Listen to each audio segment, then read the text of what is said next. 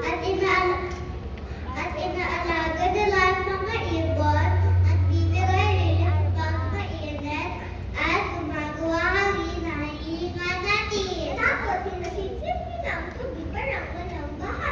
Tulungan na natin ang mga pulos. Pulutin ka natin mga kalat dito. Sige, or gawin natin. Sige! Clean up, everybody, everywhere. Clean up, everybody, over there. Ano yung puno mo?